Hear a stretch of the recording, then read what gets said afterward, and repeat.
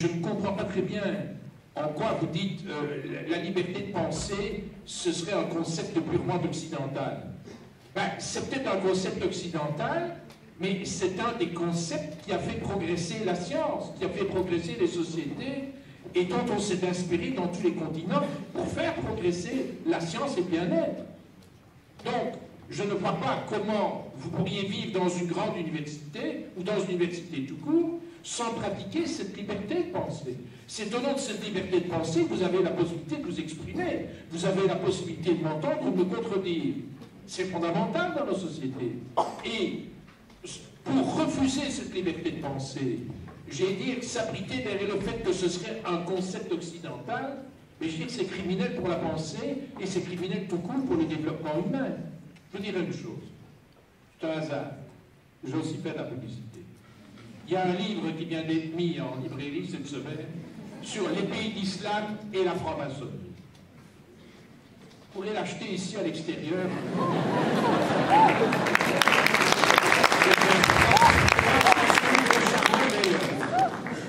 Et d'un collègue de l'université, M. Lufin, qui a consacré un excellent ouvrage, d'ailleurs, dans cette collection de poche, sur le roman arabe contemporain et la problématique religieuse. Bien, je voudrais dire ceci, et je réponds par là même, et je précise ma pensée à M. Ramadan. La maçonnerie, depuis 25 ans, est interdite dans 95% des pays d'islam. Est-ce que c'est la religion qui est en cause? Mais non, ce sont les pouvoirs absolus et dictatoriaux, ce sont les dictatures. Et pour ces sociétés libres, que sont les sociétés maçonniques? Le danger, ce n'est pas la religion, c'est le pouvoir, c'est l'intolérance, c'est l'étouffement des libertés, c'est le refus d'avoir des sociétés qui, à la rigueur, tiennent un autre discours. C'est ça, le moteur des interdictions. Et quand on fait une analyse à travers l'Afrique et l'Asie, comme je viens de le faire pendant de très nombreux mois, c'est quelque chose de fascinant à voir. Ce sont des dictatures qui donnent un bout de gras aux religieux, bien sûr, mais qui d'abord pensent à leur propre pouvoir et ne souhaitent pas, sous quelque forme que ce soit, qu'il y ait dans leur environnement, dans leur état, j'ai dire, le moindre frémissement d'opposition ou de libre pensée. Ce sont aussi des régimes à parti unique, parce que là, le nationalisme a un beau rôle. Malheureux, nous sommes des États indépendants, on serait fragilisé s'il y avait de multiples partis. Et les partis uniques renforcent les partis du chef, n'est-ce pas? C'est ça la réalité. Et bien sûr, Atatürk était un dictateur, il faut le dire. Et on s'est aveuglé sur Atatürk, en partie en Occident, parce qu'il a pris toute une série de mesures, c'est vrai, mais au nom, avec de la violence. Et on oublie souvent qu'Atatürk était le contemporain de Mussolini, de Staline, d'Hitler, et que parfois, et bien souvent même, il n'a reculé devant aucun crime pour imposer sa façon de voir.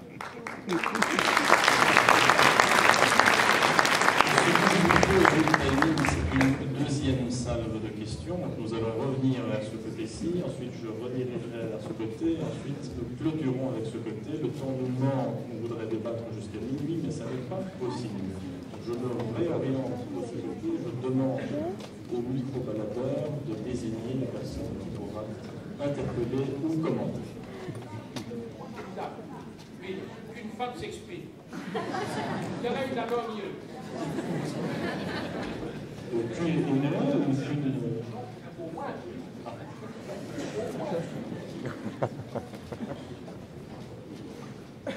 Bonsoir.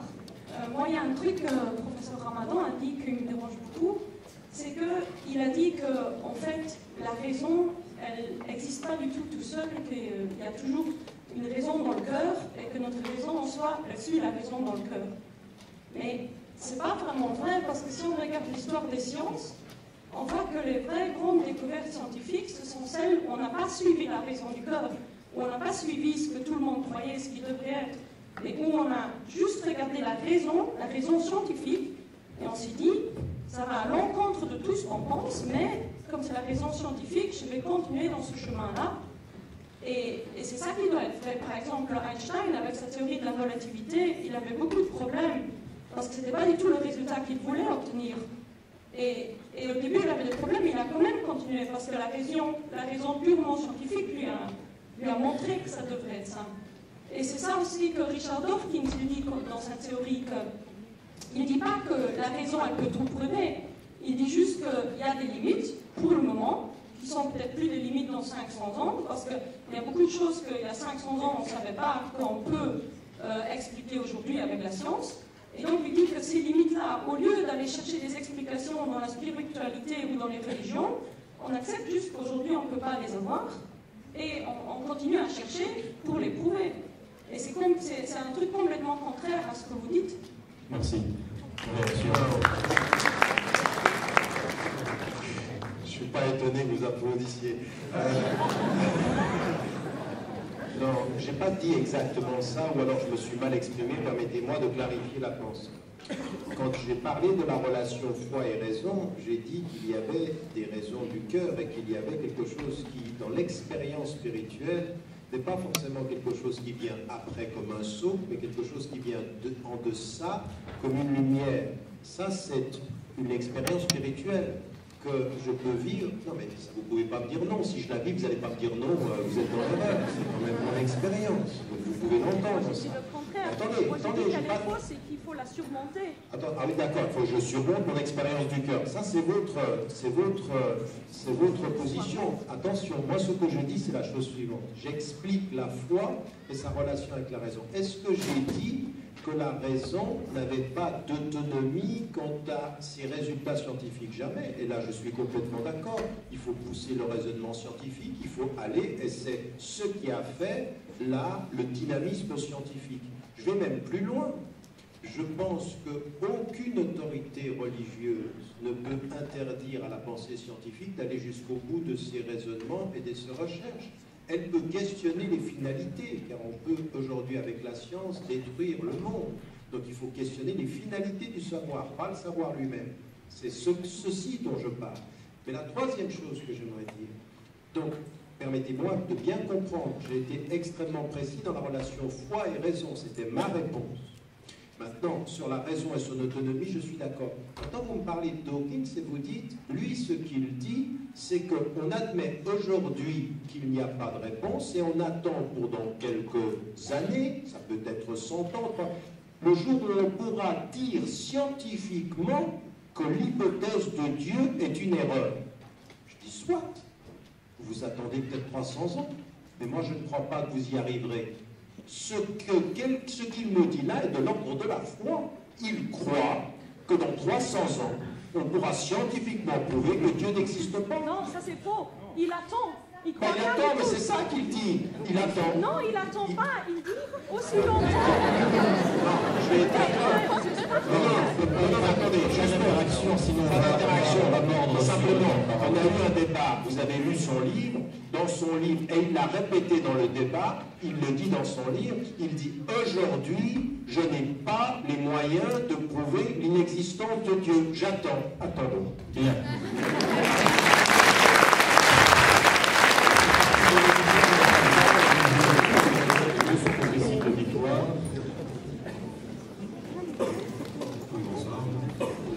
Ma question s'adresse au professeur Ramadan. Parce que je suis tout à fait sensible aux sources de Descartes. Et vous avez parlé des Razaliques. Et je me suis intéressé à quelqu'un qui est connu pour toute autre chose en Belgique, qui s'appelle Laramé, puisqu'il y a un centre médical qui porte son nom. Il a développé une notion de lumière naturelle qui permettait justement, de façon assez progressive, depuis l'intuition, d'arriver à la règle en passant par l'invention. Donc c'est l'intuition, l'intentio, la regodaille. Et puis l'ingenium, le génie, qui permet de fabriquer des règles. Récemment, un homme de foi a, semble-t-il, des problèmes avec sa raison, puisqu'il a démissionné de ses fonctions. Et il semblerait que dans le texte qu'il a écrit, d'ailleurs en latin, que je me suis procuré après quelques recherches, il dit à un moment donné, et dire que peut-être Jean-Paul II aurait été le dernier pape. Et c'est un très grand spécialiste de la foi et de la raison, c'est le pape Benoît XVI, devenu le père Ratzinger. Mais donc, moi je me suis à un moment donné, peut-être qu'il s'apostasie. Je me suis dit, voilà, ça m'a vu comme ça. Voilà, il y croit plus le mec. Je vais vous demander soit de conclure ce commentaire, soit d'en arriver à votre question. C'est donc, en fait, je me suis dit, mais c'est terrible parce qu'en fait, dans ce que je connais de l'islam, l'apostasie, dans les règles qui existent dans la charia, c'est pas très sympa. Et donc, comment fabriquer, au départ de notre intuition, des finalités que l'islam ne peut pas vous vouloir un jour, peut-être vous allez un jour perdre la foi. Je me fais du souci pour vous. Et donc je vais prendre la réaction du professeur par rapport à ça. Comment inventer dans la charia? Comment inventer de la loi dans la charia? Voilà, question précise, une réponse précise, j'espère. Je vous remercie de votre compassion, les gars. Mais c'est une bonne question. Qui sait? Qui sait? Personne ne peut être le garant du fait que j'ai la foi demain. Donc là aussi, c'est ce qui s'appelle l'humilité dans cette expérience spirituelle. Donc, ce qu'il y a dans la tradition de la charia, encore une fois, si vous voyez dans j'ai écrit un livre où j'ai pris un chapitre pour expliquer la notion de charia qui n'est pas, à mon sens, un corps de loi fermé. C'est une voie de la fidélité. Et dans cette voie-là, vous produisez par la rationalité des règles et des principes éthiques qui sont liés aux questions de votre temps.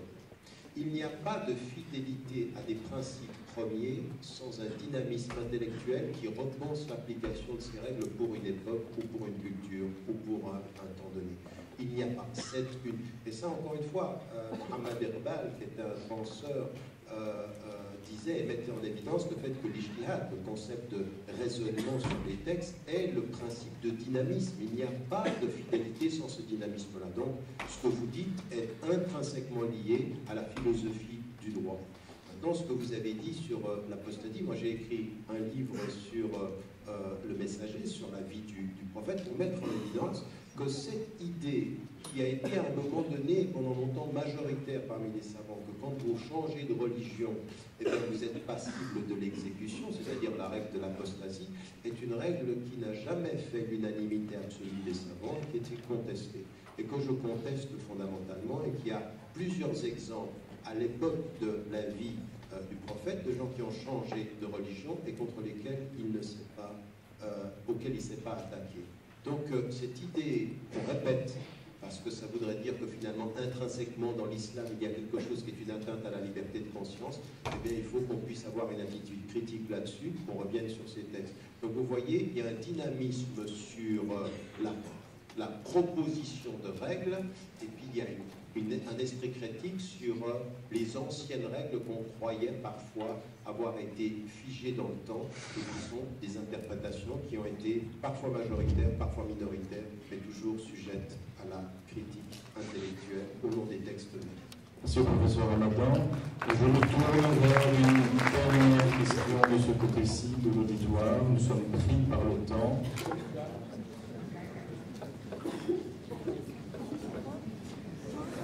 Nous avions prévu de terminer à 21h30 et logiquement, il est 22h15.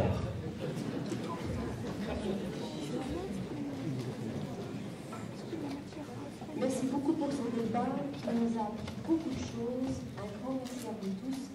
Ma question est directe. Monsieur Ramadan, les personnes qui disent que toute la science qui est connue, qui va se faire connaître dans le futur, est indiquée dans le Coran. Je me pose cette question, qu'en pensez-vous? Merci pour la rapidité de votre question. Écoutez, ces théories qui sont fondées sur le concordisme en disant que tout ce qui est aujourd'hui produit par l'esprit humain en termes de science se trouve dans le Coran, ce sont des perceptions tout à fait simplistes et extrêmement dangereuses. Le Coran n'est pas un texte scientifique. La seule chose qu'on peut en dire quand on y croit, c'est qu'on pense qu'il n'y a rien dans le Coran qui contredira la science. C'est-à-dire que toute la science y est, c'est une autre chose. Le Coran est un texte d'éthique, de morale, de comportement, qui donne des grandes règles. Par exemple, sur la question d'évolution, il y a des musulmans qui répètent des choses qui sont véritablement extrêmement dangereuse en disant que l'islam s'oppose à la notion d'évolution. Mais non, il y a même des savants très très tôt, comme cette pensée scientifique était en train d'être élaborée, qui ont pris des positions en disant que rien dans la pensée musulmane ne s'oppose à la pensée de l'évolution.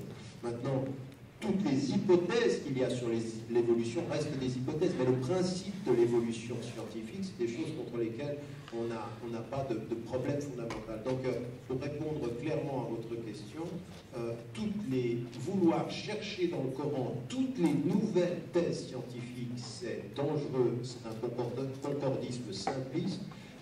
Penser qu'il n'y a pas de contradiction entre les deux, eh ben, c'est ce que l'on croit évidemment. Et la deuxième des choses qu'il faut mettre en évidence, c'est qu'aujourd'hui, ce qu'il faut chercher dans le Coran, ce n'est pas le résultat d'une recherche scientifique, c'est le questionnement de ses finalités. C'est qu'est-ce que l'on veut faire avec ce que l'on sait? Est-ce que l'on veut un savoir qui célèbre la dignité de l'homme ou qui détruise la nature et les hommes? C'est ça qu'il faut chercher dans le Coran, plutôt que de vouloir chercher toutes les réponses scientifiques et qui voudraient dire tout a déjà été dit. Non, il est même dit par une formule que le prophète de l'islam a répétée, que Dieu s'est tu sur certaines choses par miséricorde pour vous, et c'était sur le plan légal comme sur certaines choses qui sont les découvertes scientifiques. Donc, ne jamais avoir peur de la science parce qu'elle ne contredit la parole, mais montrer qu'on n'a pas peur de la science en disant que tout est dans la parole, c'est mal avoir compris la parole.